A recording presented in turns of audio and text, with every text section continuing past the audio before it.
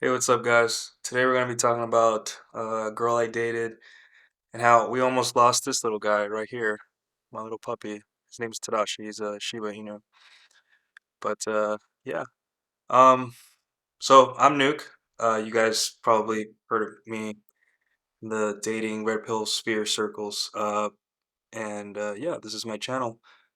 And I kind of help guys with like red pill and dating stuff. And a lot of people like the facts, the quips, the one-liners, but a lot of people like the stories too. So I like to tell stories.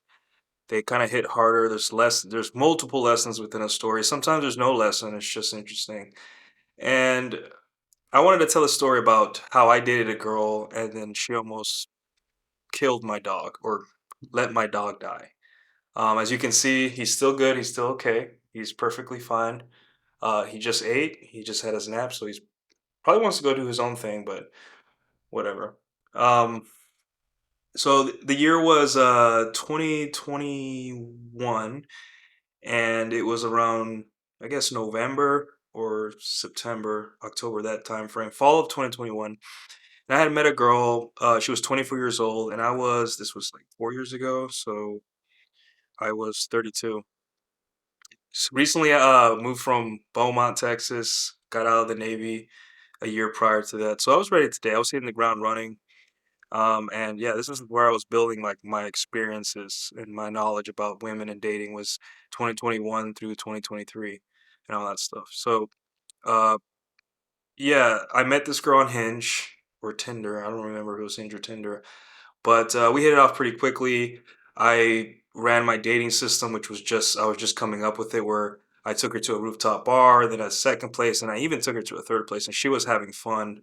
And we hooked up on the first night. She was a young Mexican girl, very curvy, nice ass, long black hair, kind of nerdy, but like very cute, and just a pleasure to be around. And yeah, I had a good time. We hooked up, and then she kind of ghosted for a couple days, and then I reached out like 10 days later and kind of like spit some text game. Probably wouldn't work these days, but spit some text game and then got her back out. And then, became like every 10 days we would hook up. And this went on for like, man, I don't even, this went on for a while, like 8 months, I think. And yeah, it was pretty good. The sex was pretty good. It was, she was young and didn't want to be in a relationship. Just wanted to hook up. We never really talked about it. I mentioned it in passing, and yeah, it was pretty cool. Uh, Towards 2023, uh, towards the end of no, sorry, towards the end of 2022, beginning of 2023, we started moving apart. We were still hooking up, but like I could tell, like she was probably like seeing somebody or something, and all that. And during this long-term casual relationship we had, there was a lot of like gray area, right? Like, should I do things for this person? Should I help them? So, we kind of liked each other, not romantically, just as people. So she would do stuff for me and I would do stuff for her. Like she would take care of my dog, which is the point of the story. She would cook sometimes for me, clean up my apartment if I needed it. We would just hang out and all that stuff. And for her, like if she needed a battery jump or she needed something heavy moved in her apartment, yeah. So it was like a pseudo relationship, which is pretty dangerous because boundaries get crossed all the time, and there's gonna be day if you're not experienced, there's gonna be days where like, does this girl really want a relationship with me? But the medium was the message. I never met her friends, her family, and she only came around every 10 days and all that stuff. She never asked for anything expensive. I would take her out to like maybe a 3 or 4 star restaurant here and there, but never anything expensive or anything. But yeah, she was overall a good person.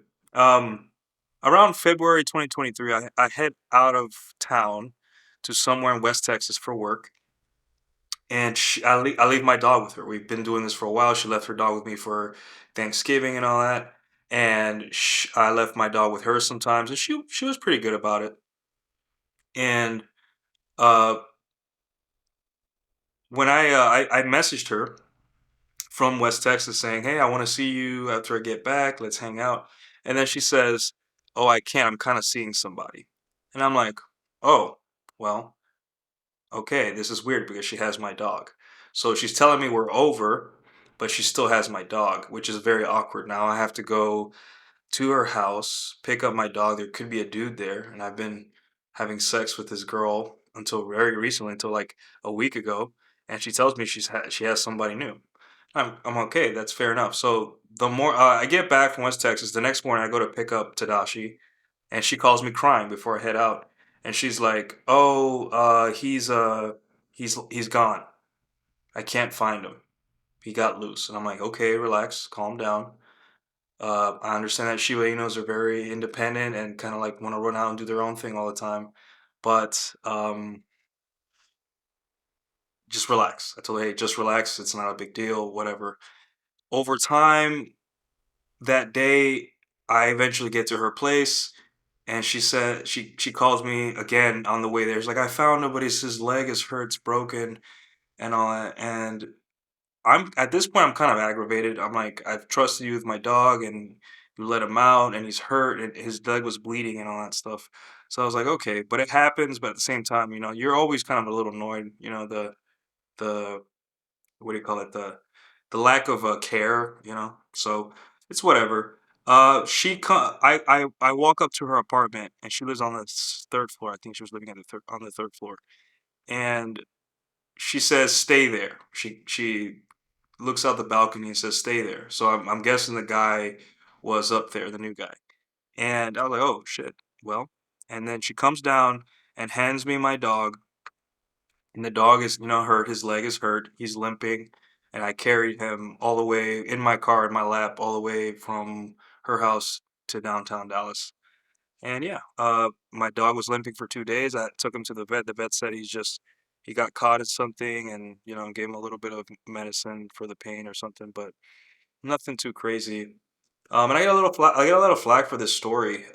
The exact moment when she handed the dog off, she didn't seem distraught. She wasn't crying. She looked relieved to finally like get rid of me and get out of her life. And a lot of guys may be like, "Well, that's so mean. Like, why didn't you just let her have it right there? She like did whatever, right?" And my thing is, guys, is first off, you need to understand she's not yours, it's just your turn. Meaning that it was never gonna last forever, and it was never gonna end when I wanted it to end. It was gonna end when she said so. So this is how she chose it for it to end. Also, women are branch swingers, meaning that when they're branch swinging, they're never gonna like stop talking to one guy and then not talk to the next guy.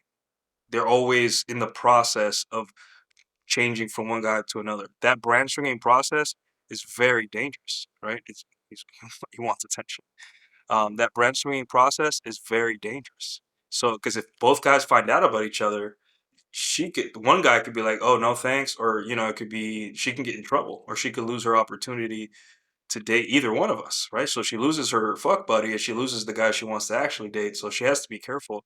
So she was really stressed during that time, right? Um, However, that's just normal. All women do this. You shouldn't be mad. And a lot of guys say you should have been mad. And I'm like, no, first off, you want to exit weird situations like this as fast as possible. You don't want to hang around. You don't want to hold her accountable. What does that achieve? She's just gonna get mad and she's gonna get confirmation that she should have left you or stopped having sex with you in the first place. And you never want to give women a good reason to leave you. You want to be the one.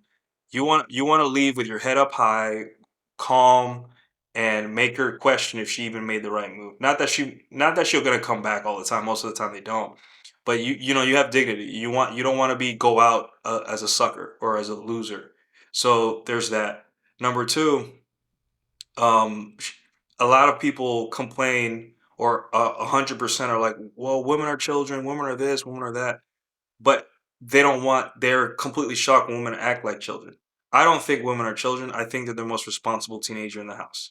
Meaning that they don't have the rationale of a 36-year-old man like me, who's been through a lifetime of ups and downs, half a lifetime of ups and downs and all that. But they also don't are not children where they can do whatever they want all the time and we can just say, oh, they're just women. They can think, they can rationalize. They're just not on our level. So um when I see the situation, yeah, I'm visibly annoyed and all that stuff, and I hold her to a standard. And when she doesn't meet that standard, it just simply means, hey, you're not taking care of my dog again. It's over. It's done. You're not. But I don't make a big deal about it. I'm not like angry or anything. A lot of people said I should have let her have it and should have said something when she handed off my puppy. He was like 1 years old, but I just said nothing. I'm like, the best thing to do is get out of the situation, go home, take care of my dog, make sure he's okay, and let her date her new guy and just get out of the situation clean and whatever.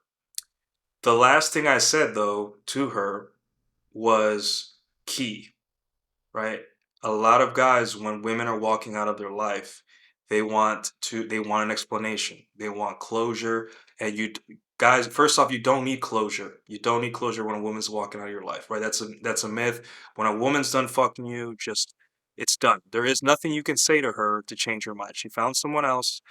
Uh, it, that's better. And now, before you get mad, better could be more alpha, more beta, richer, poorer, smarter, dumber, taller, shorter.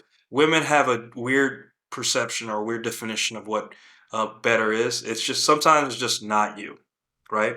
So yeah, the final thing I said to this woman was, let me see if I can get the wording right. I asked her, "Hey, so we can't see each other anymore, right?"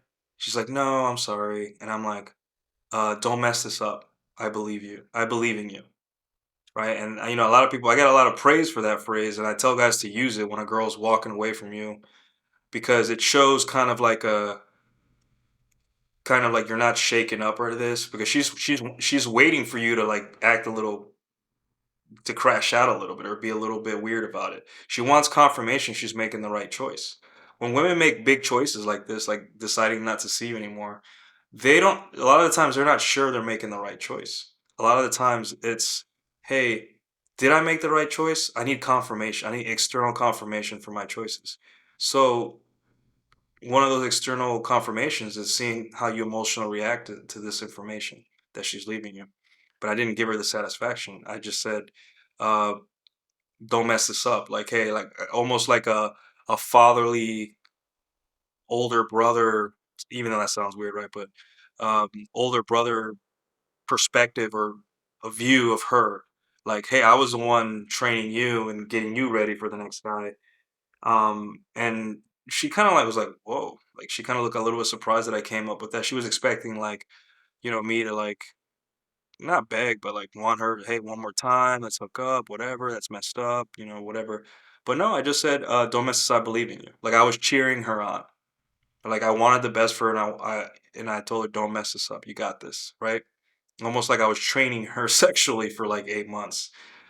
Well, I drove away. I was pissed. Don't get me wrong, guys. I was pretty mad. It's not easy seeing your 1-year-old puppy limping at the park.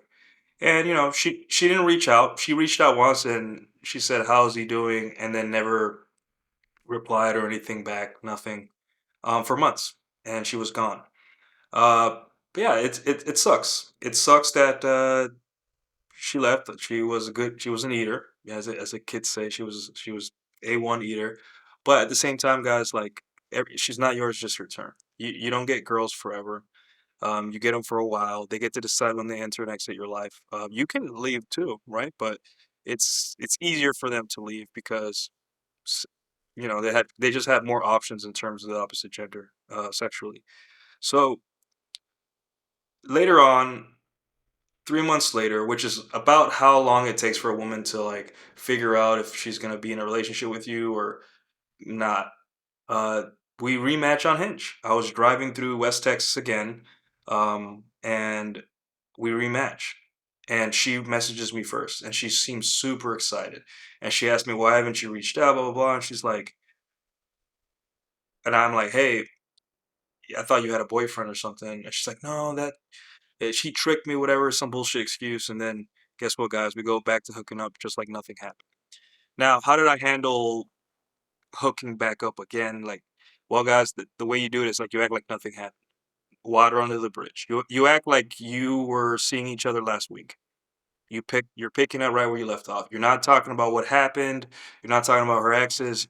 You have a job, you have a role. And she picked your role and you opted in. And that is to be the fun sexual guy.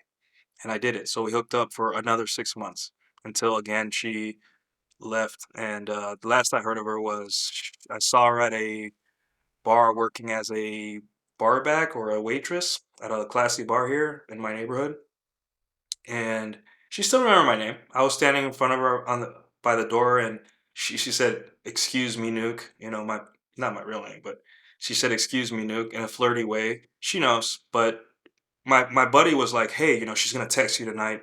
She's gonna remember all the memories and all that stuff." And I told him no.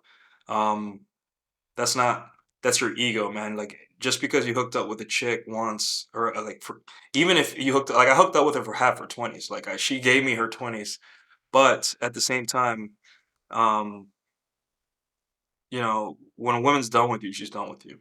And she would have reached out by now and she's happy. She's got what she wanted. She probably has a boyfriend, I don't know, whatever. But yeah, guys, if I would have crashed out, if I would have acted weird or funny or whatever, um, I wouldn't have gotten 6 months of one of my best eaters of all time, right? Like, I just you gotta act calm. Like everyone wants to be good women, but no one wants to be ice cold, right? And you gotta be ice cold. The world would be like, oh, you should have held her accountable or anything like that. But yeah, she's getting kind of tired. But yeah, guys, that's pretty much the story. Those are the lessons there's and the story for this. Uh, I hope you guys understand that like these stories are important. This is what teaches us. It's not statistics. It's not facts. It's not surveys. It's real life stories with real men coming together and pooling information or pooling their own information stories, and then all of us kind of like learning from it. Right? That is the real red pill. So yeah, I think he wants to go do something else. So guys, like and subscribe. Comment below if this story resonated with you. If you think that you learned something or something I could have done different. Who knows? And I'll see you guys next time. Good night.